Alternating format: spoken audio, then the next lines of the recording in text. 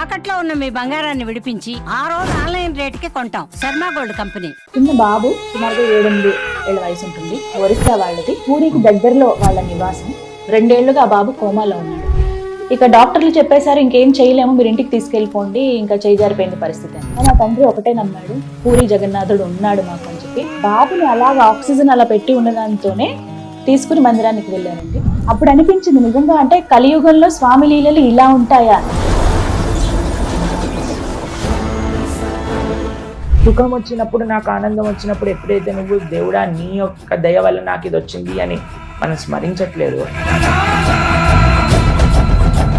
ఈ రెండు ఇచ్చేవాడు భగవంతుడు.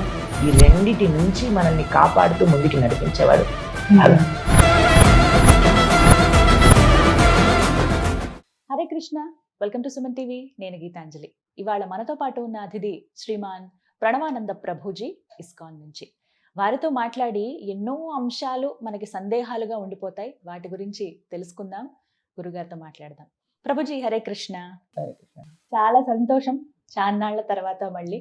మీరు చాలా బిజీ ఉన్నారు, అందరి తరపున ధన్యవాదాలు చెప్పాలని ముందు అనుకుంటున్నాను. ఎందుకంటే ఈ జర్నీలో, నాకున్నటువంటి ఈ జర్నీలో నేను ఎక్కడికైనా దేవాలయాలు కవర్ చేయడానికి వెళ్ళినప్పుడు మొట్టమొదట నన్ను అందరూ వచ్చి పలకరించేది, హరి కృష్ణ అమ్మ, మీరు ప్రణవానంద ప్రభుజీతో చేస్తారు కదా ఇంటర్వ్యూస్, చూస్తామని చెప్పడం చాలా సంతోషాన్ని ఇస్తుంది నాకు. అందుకు మీకే కృతజ్ఞతలు తెలియజేస్తున్నాను. హరే కృష్ణ. మాకు రావడానికి ఒక కారణం ఏంటి అంటే, చాలా మంది మాకు చెప్తారు, ప్రభుజీ సుమన్ టీవీ ఇంటర్వ్యూలు చూసి మేము భక్తులుగా మారాము అని చెప్తారు. అందుకోసం మాకు ఎన్నిసార్లు వద్దనుకున్నా ఇక్కడికి రావాలి ఒక ప్రేరణ వస్తుంది అన్నమాట. ఆ విషయాలు వారికి కూడా కృతజ్ఞతలు. వద్దు అని మాత్రం అనుకోకండి, క్షమించండి నొప్పిస్తే అలా ఏం లేదు, కానీ మాకే గుర్తు వస్తుంటుంది, అరే ఈ భక్తులు ఇలా అన్నారు కదా, కాబట్టి మనం వెళ్ళి చెయ్యాలి, ఇంకెవరికైనా ఈ ఛానల్ ద్వారా ఉపయోగపడితే బాగుంటుంది కదా అని. చాలా జీవితాలు మారాయి. చాలా మంది మేము ఇంత మారతాం అనుకోలేదండి, ఆఖరికి మరణం దాకా వెళ్ళిన వాళ్ళలో కూడా మార్పుని చూసాం. ఈ మధ్య మరీ ఎక్కువగా మిమ్మల్ని తలుచుకున్నాను నేను. ఏ సందర్భంలో అంటే, చిన్న బాబు సుమారుగా 7-8 ఏళ్ల వయసు ఉంటుంది. ఒరిస్సా వాళ్ళది. పూరికి దగ్గరలో వాళ్ళ నివాసం. 2 ఏళ్లుగా ఆ బాబు కోమాలో ఉన్నాడు. ఇక డాక్టర్లు చెప్పేశారు ఇంకేం చేయలేము, మీరు ఇంటికి తీసుకెళ్ళిపోండి, ఇంకా చేజారిపోయింది పరిస్థితి అని. కానీ ఆ తండ్రి ఒకటే నమ్మాడు, పూరి జగన్నాథుడు ఉన్నాడు మాకు అని చెప్పి బాబుని అలాగా ఆక్సిజన్ అలా పెట్టి ఉన్నదాంతోనే తీసుకుని మందిరానికి వెళ్ళారండి. వెళ్ళిన తర్వాత అక్కడ ఆయన ఫస్ట్ ఎంటర్ అవ్వలేకపోయారు, వెళ్ళారు, స్వామి దగ్గర అలా పడుకోబెట్టారు. స్వామివారి తీర్థం అలా జల్లగానే కాసేపటికి తను మెలకువ రావటం, ఆ బాబు అందరినీ చూడటం అనేది, ఇక జై జగన్నాథ అంటూ అక్కడ అసలు నినాదాలు మారిపోకపోయాయి భక్తితోటి. ఆ తండ్రి కళ్ళల్లో ఆనందం మామూలుగా లేదండి. చూసిన ప్రతి ఒక్కరికి ఇదే భావన. నేషనల్ వైడ్గా ఒక న్యూస్ అయిపోయింది ఇది, నేషనలే కాదు ఇంటర్నేషనల్ వైడ్గా. అప్పుడు అనిపించింది నిజంగా, అంటే కలియుగంలో స్వామి లీలలు ఇలా ఉంటాయా, అంటే ఎంత నమ్మకం పెట్టుకుంటే ఆయన ఏ విధంగా కాపాడుతాడు అని అనిపించింది. మీకేమనిపిస్తుంది ఇలాంటివి విన్నప్పుడు? మీకు ఒక విషయం చెప్పినా అండి, అది భగవంతుడి యొక్క గొప్పతనం కంటే ఆ భక్తుడి యొక్క గొప్పతనం. అన్ని రిసార్ట్స్, అన్ని ప్రయత్నాలు అయిపోయాక లాస్ట్కి ఆయన భగవంతుని ఆశ్రయించి, తండ్రి నువ్వు చేయగలుగుతావు అనే నమ్మకంతో ఉన్నాడు కాబట్టి అక్కడికి వచ్చాడు కదండి. ఆ నమ్మకము భగవంతుడి యొక్క శ్రీచరణాల పట్ల, భగవంతుడి యొక్క వైభవం పట్ల ఆయన్ని బాగా జయించేసి, భగవంతుడి పట్ల మనకు కావాల్సింది కేవలం ఆ విశ్వాసం కావాలి. విశ్వాసము, ఆ శ్రద్ధ మనకు కావాలి. కానీ మీరు అనుకోవచ్చు, సపోజ్ ఈ స్టోరీ విని మన ఇంటర్వ్యూ చూసి ఎవరైనా, సరే మేము కూడా అన్ని రోగాలకి దేవుడి దగ్గరికి వెళ్తాము అని అన్నారు అనుకోండి, అంటారు కూడా. అంటారా? అన్నప్పుడు ఒకళ్ళు కాలు నొప్పితో వెళ్ళారు, కాలు నొప్పి తీరలేదు అనుకోండి, అప్పుడు ఏం చేస్తారు? దేవుడు లేనట్ట ఒక మాట అనేస్తారు ప్రభుజీ. ఏమంటారు మీరు? కాబట్టి ఈ విషయంలో చాలా జాగ్రత్తగా ఉండాలి. మన ఆధ్యాత్మికవేత్తలు ఈ విషయాన్ని ప్రస్తావన చేసినప్పుడు, మనం ఈ విషయాన్ని మాట్లాడుకునేటప్పుడు, ఆయనకి నయం చేసి దేవుడైతే ఎంత అనుగ్రహించారో, ఒకళ్ళకి నయం చెయ్యకుండా కూడా భగవానుడు అంతే అనుగ్రహించినట్టు. అంటే ఆ బాధని అనుభవించమనా? నేను చెప్తాను.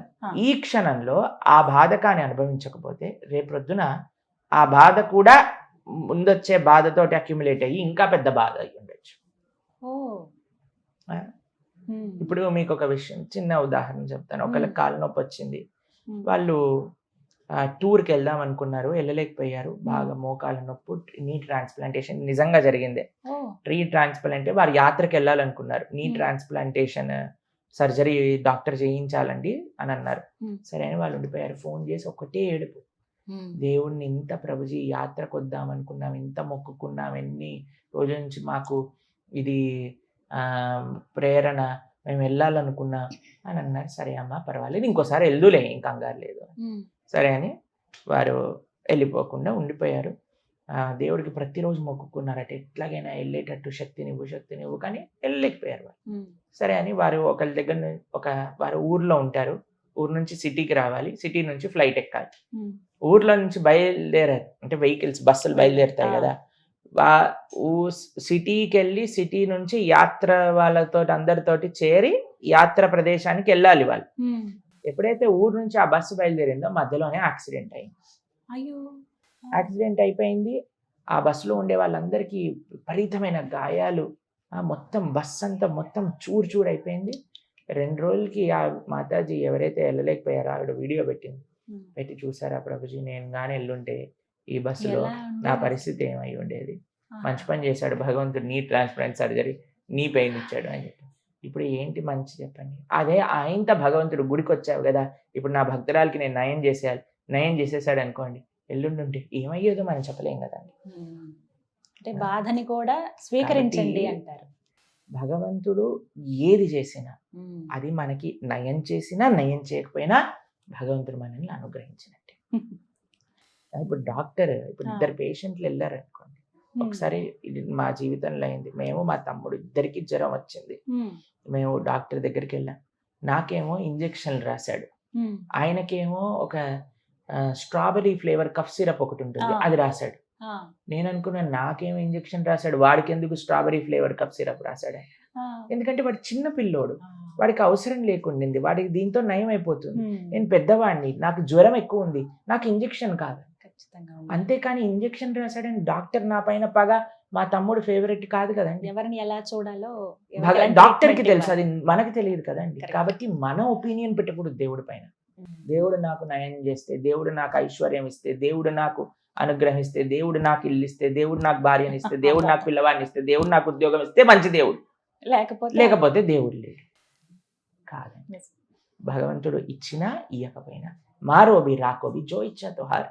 స్వామి నువ్వేమి చేసినా సరే నేను నీ భక్తుడిని, నీ ఇష్టం, నువ్వు నాకు ఏమి ఇస్తావో ఏమి ఇవ్వవు, ఏమి ఇచ్చినా ఏమి ఇవ్వకపోయినా నేను నీ భక్తుడిని. ఇది నిజమైన భక్తి భావం.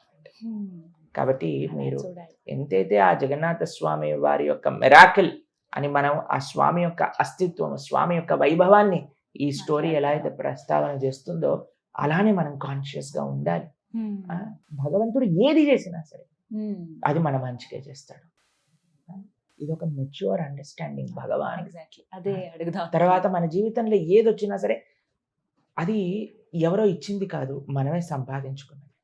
ఇప్పుడు చూడండి, ఈరోజు మీరు ఈ పొజిషన్ లో ఉన్నారు, ఇది జస్ట్ అలా మీకు ఇవ్వబడిందా లేదా మీరు కష్టపడాల్సి వచ్చిందా? చాలా.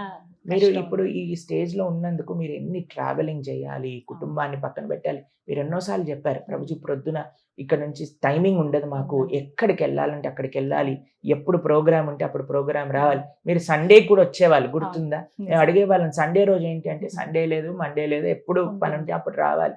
అంత కష్టపడినందుకు మీరు ఈ స్థాయిలో ఉన్నారు కదండి. కాబట్టి మీరేమంటారు, మీరు ఇప్పుడు మీ సక్సెస్ కి కారణం ఏంటి అంటే నా కష్టము అని అంటారు. మీరు ఏం చేసుకున్నారో అది మీకు ఈ విధంగా ప్రతిస్పందించింది. అట్లనే మన జీవితంలో సుఖం వచ్చినా కష్టం వచ్చినా అది మనం చేసుకున్న పూర్వకర్మ. అది భగవంతుడి పైన ఎందుకు నాకు కష్టం, ఎప్పుడు నాకు సుఖం వచ్చినప్పుడు, నాకు ఆనందం వచ్చినప్పుడు, ఎప్పుడైతే నువ్వు దేవుడా నీ యొక్క దయ వల్ల నాకు ఇది వచ్చింది అని మనం స్మరించట్లేదో, కష్టం వచ్చినప్పుడు ఎందుకు దేవుడు నాకు ఈ కష్టాన్ని ఇచ్చాడు అని ఎందుకు అంటున్నావు? అప్పుడు కూడా తలుచుకోవాలి. కష్టము సుఖము రెండు మన పూర్వజన్మ కర్మ వల్ల లేదా ఈ జన్మ యొక్క కర్మ ఫలితం. కానీ భగవంతుడు ఏం చేస్తాడు, ఈ రెండిటి నుంచి సుఖం వచ్చినప్పుడు గర్వపడకుండా, కష్టం వచ్చినప్పుడు బాధపడకుండా మనల్ని ముందుకు నడిపించే శక్తి భగవంతుడు. ఈ రెండు ఇచ్చేవాడు భగవంతుడు కాదు, ఈ రెండిటి నుంచి మనల్ని కాపాడుతూ ముందుకు నడిపించేవాడు భగవంతుడు. అందుకే మీరు చూడండి, ఆ. నేను ఒకసారి చూసాను, ఒక పిల్లవాడు ఉమ్, రన్నింగ్ కాంపిటీషన్ నడుస్తుంది అనమాట. నడు రన్నింగ్ చేస్తున్నాడు, చేస్తూ మధ్యలో నాన్న చూస్తున్నాడు. ఆ, నాన్న ఇలా అంటుంటే ఆ పిల్లవాడికి ఇంకా ఫాస్ట్ గా జంప్ చేస్తున్నాడు. వాళ్ళ నానేమి వాడిని ఉడికించట్లేదండి. అక్కడికి ఆ, వచ్చి ఏం చేస్తున్నాడు, జస్ట్ Energy. ప్రోత్సహిస్తున్నాడు ఆ, అంతే. అవును. ఆ ప్రోత్సాహంతో ఈ పిల్లవాడు ఫస్ట్ వచ్చేసాడండి. ఇది నేను చూసి షాక్ అయిపోయాను. అరే ఇది కాదా భగవంతుడు మనకి చేసేది? Correct. భగవంతుడు మనల్ని ఆ శక్తిని మనకి ఇచ్చేవాడు భగవాన్. ఉమ్, భగవంతుడు ప్రత్యక్షంగా పిల్లవాడిని పట్టుకొని లేపి కింద పడినా మీద పడినా ఏం చెయ్యకపోయి ఉండొచ్చు, ఉమ్, కానీ ఆయన శక్తి ఇచ్చే సోర్స్ ఆ భగవంతుడి నుంచి, భగవద్ ఆరాధన నుంచి వస్తుంది. చాలా కాబట్టి బాగా ఇది చెప్పారు. అందరూ సనాతన ధర్మంలో ఉండే వాళ్ళందరూ గుర్తుపెట్టుకుంటే, ఉమ్, ఈరోజు ఏదో చిన్న కష్టం వచ్చిందని దేవుణ్ణి మార్చేసి వెళ్ళిపోతున్నారు వేరే ఉమ్, మతాలకి. అవును. కాబట్టి ఇలాంటివి మనం ప్రస్తావన చేసినప్పుడు దాని అదర్ సైడ్ కూడా మనం ప్రస్తావన చేసుకోవాలన్నమాట. దీనికి ఎసెన్స్ చెప్తాను, మనం ఇంతసేపు మాట్లాడుకున్న దానికి. ఉమ్. భగవంతుడు ఏది చేసినా మన మంచికే. అది మీరు మొట్టమొదటి చెప్పిన ఆ మాట ఇప్పుడు నాకు కరెక్ట్ గా అర్థమైంది. ఎందుకంటే ఆ తండ్రి నమ్మకం బతికించింది అన్నారు కదా, ఇది వాస్తవం నిజంగా. అలాగే అందరూ కూడా దేవుణ్ణి నమ్మాలి ముందుగా. చాలా చక్కగా వివరించారు ప్రభుజీ. హరికృష్ణ. హరే కృష్ణ.